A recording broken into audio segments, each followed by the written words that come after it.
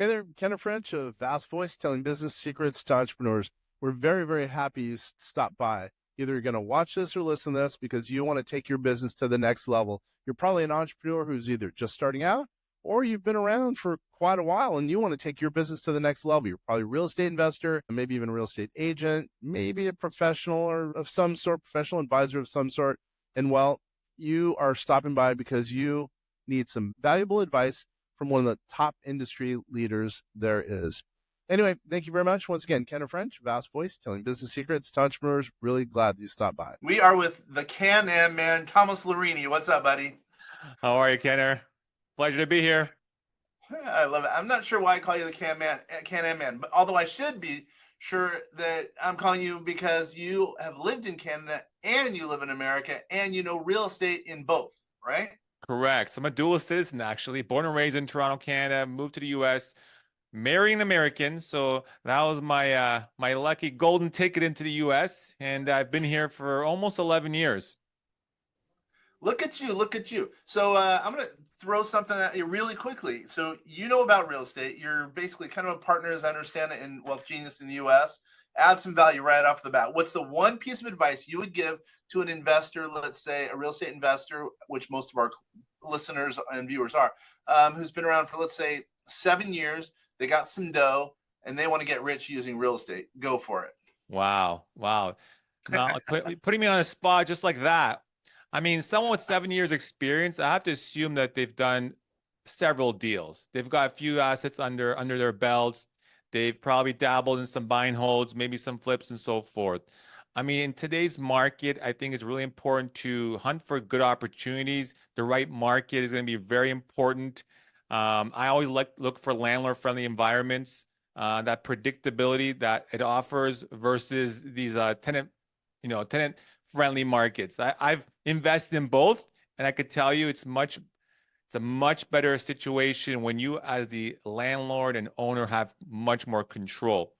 I think, opportunities, looking at markets, running your numbers, and being, opportunistic. At the end of the day, too often, I was just talking to someone earlier today, and overanalyzing tends to be a thing for a lot of investors, and they go like a year or 2 years without pulling the trigger on anything.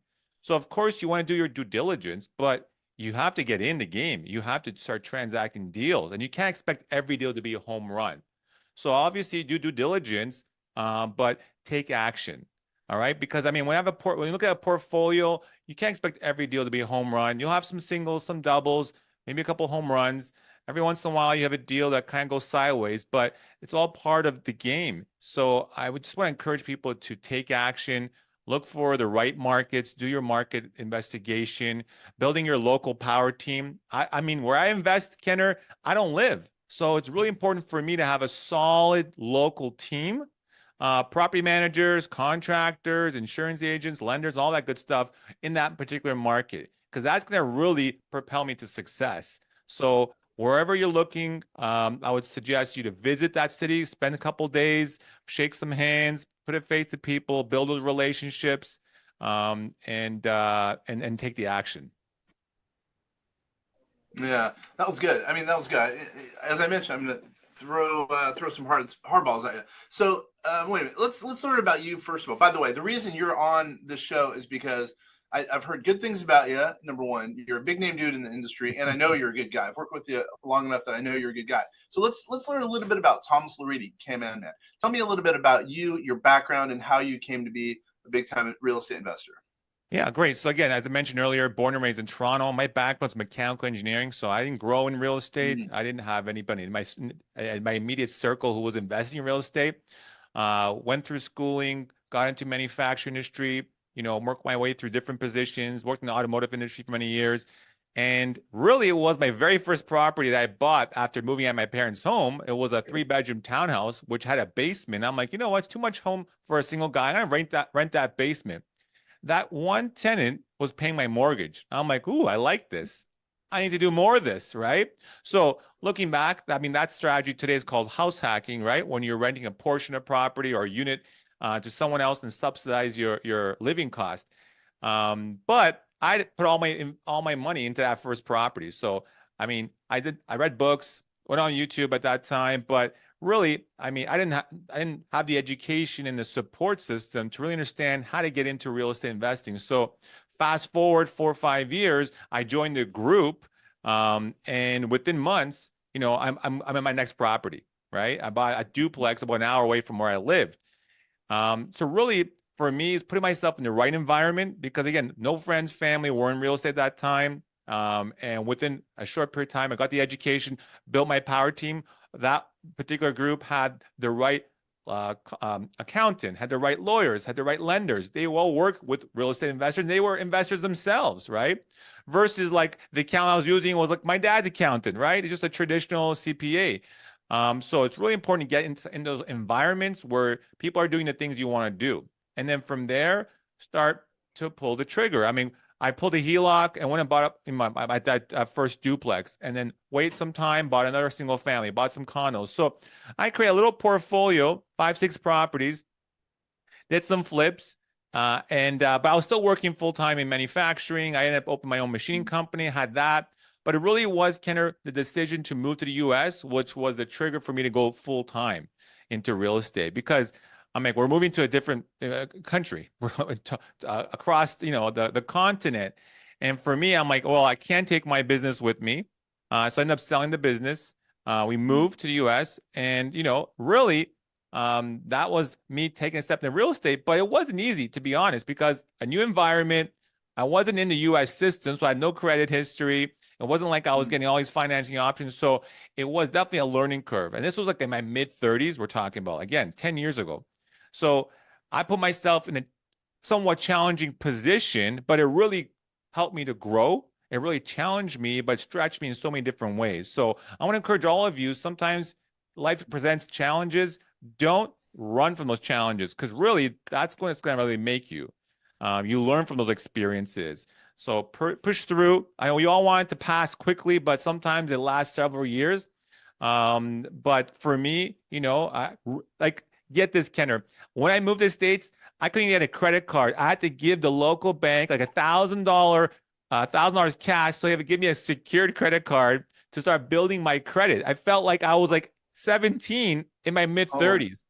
So, I mean, that's the extent of like starting point I walked into. And I didn't know anybody, in California. I only knew my wife's family. But, we moved for the weather, for my wife to be closer to her family, the lifestyle and all that good stuff. But then from that starting point, I really figure out, the path I'm going to take in real estate. I did some land development. My father-in-law is a builder and developer, so I worked with him for a few years, learned that side of the business. I was continuing doing deals in Canada long distance, and that again proved that you don't have to live where you invest. So again, that was like, well, I have properties in Canada. I'm self-managing it. I can do this. So I kept buying properties in markets I was familiar with. Start JVing. People start saying, hey, you're doing all this business. You're starting to do business in the US. We want to partner with you. So that was another growth for me, right? Because initially I was doing all my own, right? I used my own money, my own experience. But then once I opened up the opportunity to partner with people, then it was like the floodgates were open. So I started expanding other markets. I did a deal in North Carolina and ended up looking at Ohio. An investor here in California introduced me to Ohio. So went out there for 4 or 5 days back in, I think, 2017. And I'm like, whoa, this is a completely different market, but this is interesting. Homes here are like 100 grand, 80 grand. So I pulled the trigger, bought my first single family rental for $80,000 and rented for $1,000 a month. And I was like, oh, this is pretty great. And on top of that, the seller provided me financing. So I got a 6% fixed rate for 30 years. I'm like, this is cool. I mean, it's completely different. Like in California, where average home was like $1 million. So I was like, okay. So, one deal turned into 2 deals, turned into 3 deals. And then, then the rest is history. I mean, now I'm doing apartments. Yeah, so you're doing big commercial deals. So, wow. Okay. So I think a lot of our investors are starting to do one commercial, but also to invest outside their normal, outside their backyard, if you will. So let's go into that a little bit, because I think that you add a lot of value in that regard. So tell me a little bit more about that. You said, oh, you have to build your power team because you might not be next door. They're outside your neighborhood. Tell me a little bit about building the power team and also help people make that transition into investing outside their backyard. Yeah, and it's a good conversation itself. I mean, so often investors, we want to be close to what we own. We want to touch and feel the building, the property. There's a sense of pride to go there, look at your property, and be able to walk through it. I get it. But I tell people all the time, I mean, you have to realize, I mean, the opportunities are across the all of North America, really.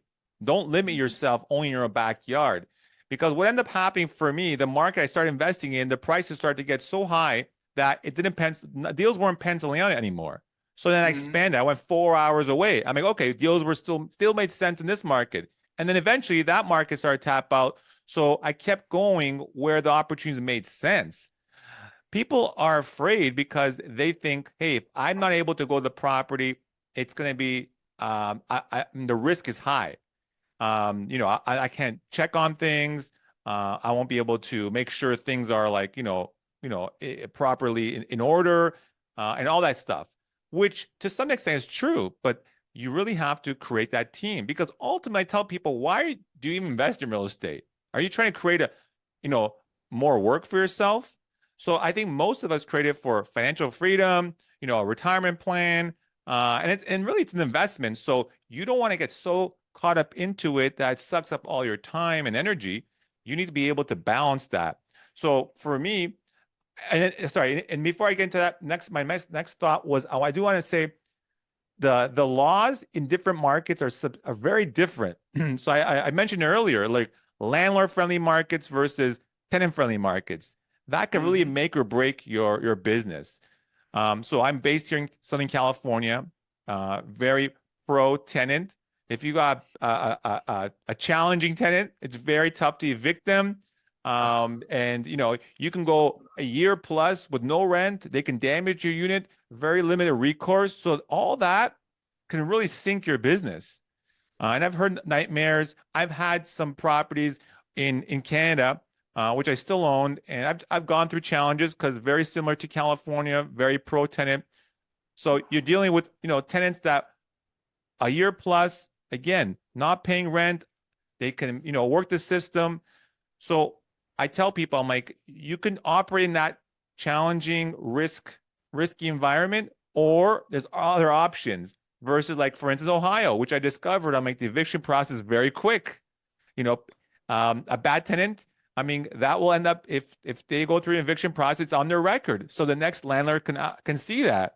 So that's huge, because now I go and buy a property, have that predictability. Okay, there's no rent control. I can put the rent whatever I want, which in other markets you can. I can evict the person if they stop paying or if there's problems with them. And after the lease is over, I'm not forced to keep them in there. I'm like, your lease is coming up. Thank you very much. I'm not going to renew it, and move on. So you have that predictability and control that ultimately, as a landlord, as an investor, that's a huge factor to consider. And that's why I stress, don't limit yourself to your backyard, right? And again, because it's long distance, I'm relying on my local team, which takes time. I get it. It's a relationship-based business. You got to find the right team, the right property management company, and so forth to manage it.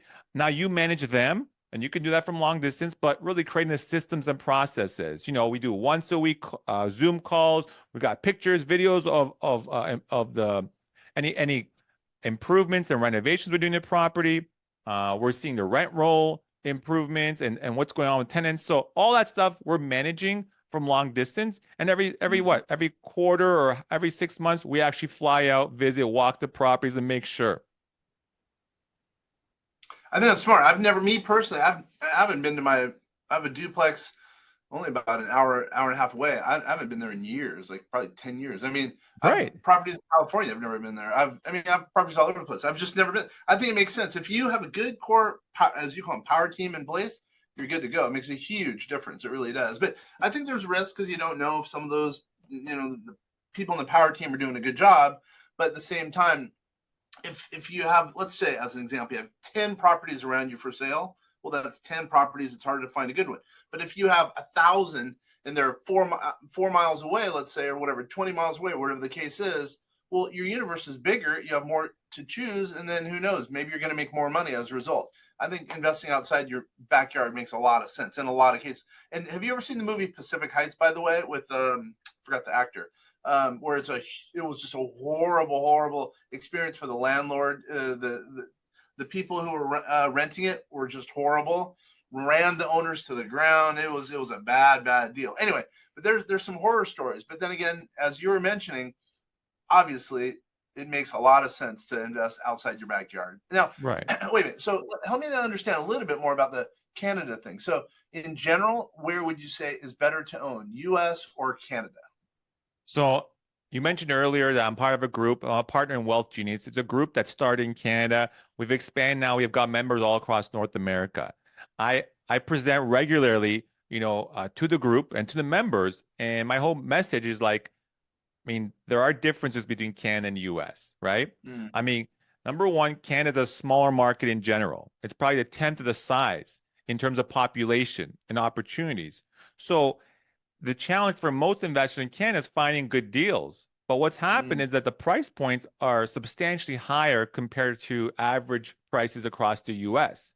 And then you factor in the laws and so forth. So now you're kind of like behind the eight ball in comparison. So what I'd say is like, I'm not saying don't invest in Canada. Again, I still own a portfolio of assets in Canada, but realize you've got markets where it's much more affordable. I mean, I always talk about this. There's over 10 states where the median home price is less than $150,000. The median price of a home across the entire US is 400 grand. In Canada, the average home price is like 700 grand. So it's a lot more expensive, less affordable, higher taxes. So the lowest income tax. So there's so many different types of taxes, but let's talk about income tax. The lowest income tax level in Canada is higher than the highest income tax level in the US. So there's that factor, property tax, insurance, all these other factors to consider. So in summary, there's a lot of reasons why Canadians need to consider investing in the US. But I think the top two, there's more opportunities, more affordability, and then the landlord laws that play in your favor. Wow, I really didn't realize that the tax basis, if you will, in Canada. That kind of scares me if you think about it. But Yeah. I guess it depends on what you're looking for. In some cases, it makes sense to invest in Canada. In some cases, it makes sense to invest in the US. Really depends on the circumstance. Right. And Canada, there's so many different realms within real estate. You want to do new construction, you want to do flips, you want to do buy and hold. So that's another factor to consider. What are you trying to do? Because it may make sense to do something more local if you plan to live in it, house hack, or add an ADU, those kind of strategies, right? Versus, more traditional buy and hold. What I do is more value add apartments, buying underperforming property, fix it up, add that value, increase the rents, and then refinance capital out. So, again, there's risks everywhere. It's just really mitigating those risks. Yep. All right. So tell me a little bit more about Wealth Genius. Now, I'm not paid in any way by Wealth Genius. You're on here because I know you're going to add some value, and maybe Wealth Genius can add some value. So just go ahead and tell us a little bit about Wealth Genius. Yeah. So Wealth Genius is a group, again, based in Canada, founded in Canada by Alfonso Quadra.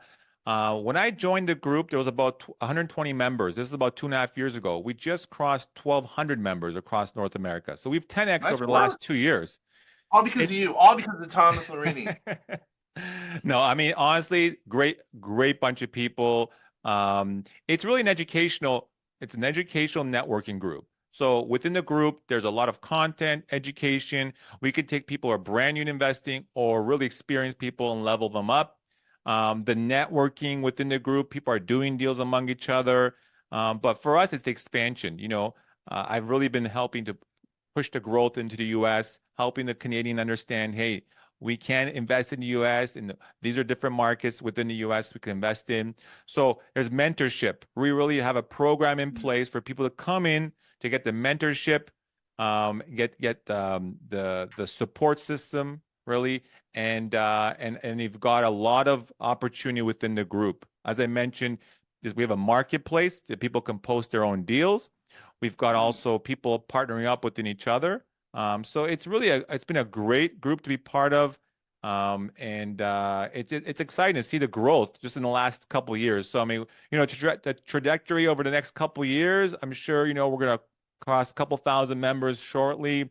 But for anyone looking for education, support, really, I would suggest them reach out to us.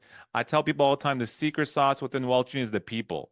We've got a lot of great people doing some really amazing things, and the whole stream of investing.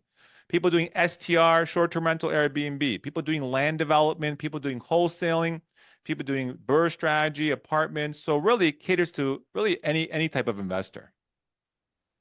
So tell us, you said they can get a hold of you. How does someone get a hold of you and Wealth Genius? So the easiest way, I'm on Instagram, just direct DM me through IG. Real Thomas Lorini is my handle. I've got a website, thomaslorini.com. I've also got my private investing firm, Venture Co Capital. That's where I do my deals. Now I've got my team that someone can reach out and get a little more information on the type of projects I'm working in. So yeah, I mean, quick Google search, you should be able to reach me and get my contact information.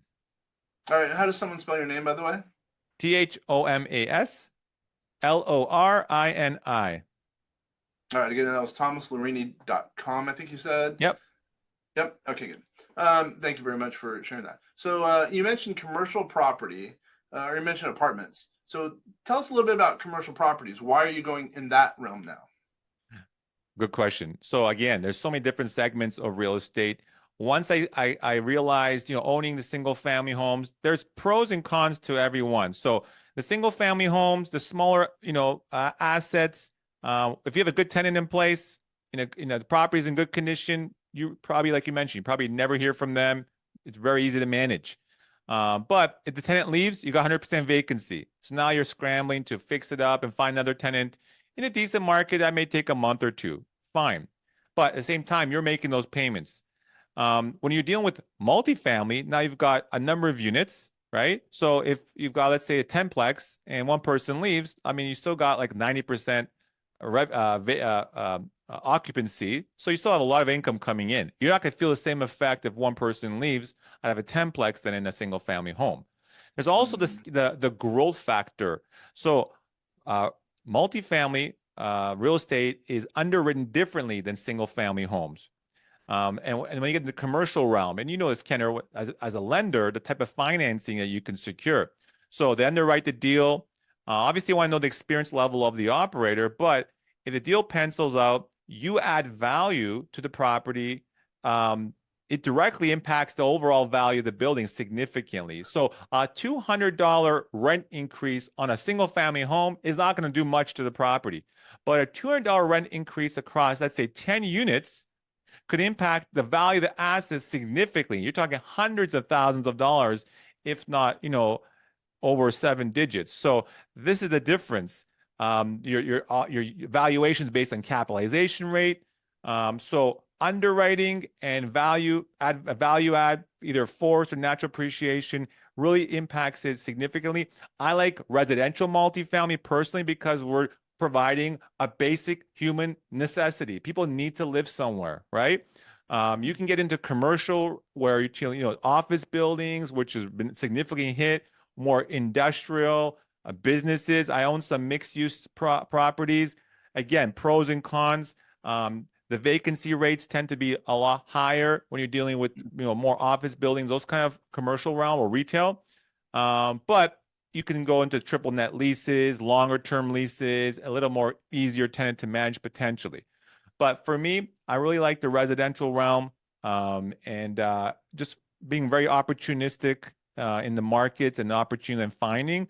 And for the most part, with the value add, you get your hands dirty. Like you're putting a lot of time and effort and capital into improving these properties that have had, previous owners have really kind of neglected the properties. So there's a lot of, a lift that you can add to the property.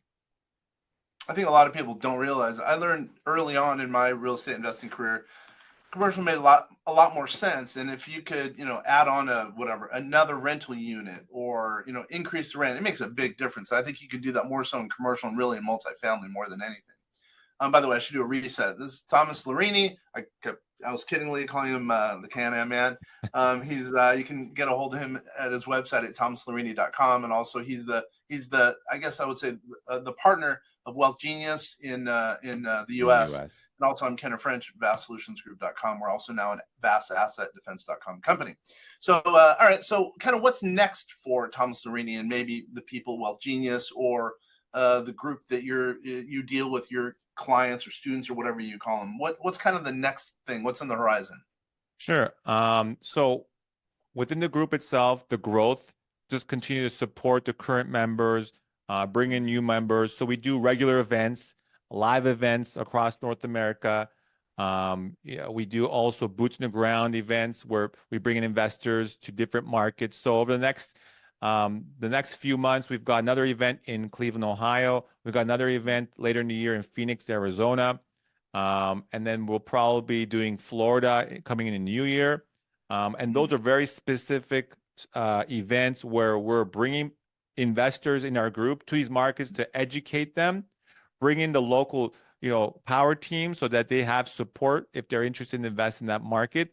And we go and walk hundreds of doors. So you really see the landscape of that market from single family, multi-units, and then larger apartments, and then see if that's something that they want to potentially, start investing in. And then me personally, continually focused on, increasing my portfolio, but strategically. Last year, bought 108 units and working on those ones. Look at you. I didn't know that. Nice work. Yeah, thank you. I mean, so often, people share the purchases, right? And then, I want to buy more properties, but don't realize once you own them, that's when the work begins. And that's the thing. Like, we bought these properties last year. I was working on another deal the last several months, but I had to cut ties on this last deal before closing, just because the scope of work and improvements increased substantially, and it didn't make sense. It didn't pencil out. So we basically cut ties on that deal, but working on turning over a lot of units on the properties that we did buy. So this year, doing several refinances, looking for my next acquisition as well. So that's kind of on the personal side, adding strategic partners to my team so that we can continue to grow and support the growth. And then the expansion of Wealth Genius across the U.S., more events across the U.S., and then again, bringing more members and really helping the members take action. Because I don't want it just to be an education platform and just people are just hanging out, networking, but nothing happens. It's really the action that's key. Yeah, you're good enough, dude. I could see someone. I bet you are a good accountability partner, or at least you're probably a good leader as an accountability partner for a number of people. I could see you being very, very good at that, because I think so many people sit on their hands and don't do anything. They're probably taking in all this information, but don't do anything as a result. And that's when you need an accountability partner. Like I would refer to you as, 100%. Wait a minute, and you said something about you're doing strategic alliances, I guess, with some of your students. Tell us a little bit about that, because I think we have some people who are starting to think about that from both the student's viewpoint and also meaning your viewpoint on taking on a student. Tell me a little bit about strategic alliance in that regard. Well, I mean, students come from either refer to us, attend an event, and then they want to join. They want to learn how to level up. Again, people are coming in brand new. They're very green. They don't know anything about real estate, and we just handhold them step by step. And it's a 1-year coaching commitment, right? So we're literally coaching them for an entire year. And then they're part of the group. There's a lifetime, enrollment, and you're a member for life. So there's no like continuously having to pay anything afterwards. Once you're in our world, you got the support, and you've got a lot of people to help you. So I always encourage my students connect with other members. You can learn also from them what project they're working on, that sort of thing.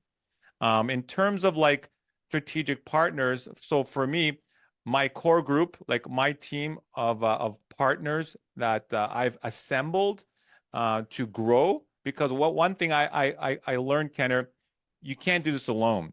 So for the first like 5-6 years, I was doing real estate on my own. Every call, every email would hit me. So I mean, I've kind of made a decision a few years ago.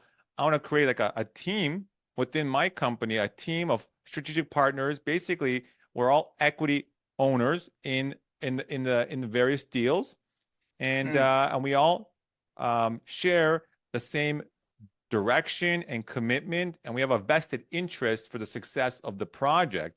So when I say strategic partners, that's what I'm referring to. They can be investors, passive investors, or actually active partners.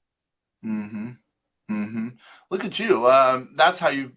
Now I'm the picture you've painted. Now understand how you've built this empire, and I would call it an empire. You're doing very well. That's pretty interesting how you built it, and you have a good story. I mean, I keep saying it, but I could see someone attaching themselves to you because one, you're a good guy. Two, I know you're smart. I didn't realize you're ME. Nice work. I would consider you a good leader, a good accountability partner. I could see someone, joining just based on you. So, okay, let's get ready to land this ship, this plane. So, what have we not talked about that can add some value to, let's say, either a brand new investor, new real estate investor, or more seasoned? Most of our people are more seasoned, but let's as a walkway, let's give one tip that you think can add value to. Again, the whole idea with real estate, a lot of times we as investors, we get so caught up in real estate, it becomes the end all, right? But not able to step back and say, why am I doing this? For me, again, I have to make conscious decisions. See, I want to create this so that it provides me the lifestyle and the time. I get my time back to be able to do other things, like with my family. So I'm married. We have 3 young kids. We're really plugged into our local community church. We're probably at church like 4 times a week. Either, I teach Sunday school to the grade 5s and 6. We do like excursions. Like a couple of weeks ago, we're up in the mountains for a couple of days with 65 students. So being able to do other things besides the real estate, right? So yes, if you like real estate, great. And that's one thing a lot of investors get kind of really into it. The passion's there, hunting for the next deal, but really being able to say, why am I doing all this? So really clarifying on your why, and then being able to use the real estate to push your why to the forefront. And if you don't do that, the real estate will just gobble up all your time, all your thinking, all your capacity at the cost of other more important things, right? Like family and so forth. So I think that's something that's not really talked about too often. Especially as a lot of investors are entrepreneurial business people. They're passionate. They put all their blood, sweat into this, but really the importance of why. What's your why? And if it's for a lot of people, your family, well then make that a priority, right? So when you're looking at your list of priorities, the real estate shouldn't be at the top. Real estate should be, potentially helping support the priorities. I 100% agree with you, man. On that note, that's the perfect way to close this episode, man. I totally appreciate spending time with you. I'm sure our audience is without a doubt going to believe that they've gotten some value from this. This has been awesome. I'm going to ask you to come on one more time down the road because I think that this is a good fit. I'd love you to keep speaking exactly what you're saying to more of the Canadian people, more of the U.S. people. Our audience really would appreciate hearing more from you. How does that sound? I'll love it. Thank you so much, Kenner. All right. Once again, this is Kenner French, helping business owners the best we can. And if you need us, vastsolutionsgroup.com. Once again, I'm Kenner with vastsolutionsgroup.com. Thanks, everybody. Thank you. You're the one in control.